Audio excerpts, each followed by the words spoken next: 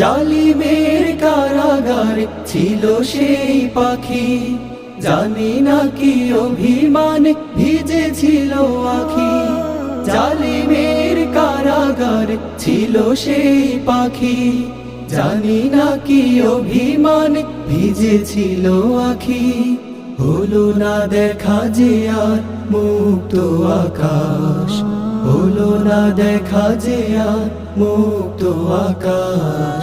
ভাবলেই বুক আজ হয়ে যায় চুর, এই ব্যথা থেকে যাবে আজীবন ধরে, এই ব্যথা থেকে যাবে আজীবন ধরে।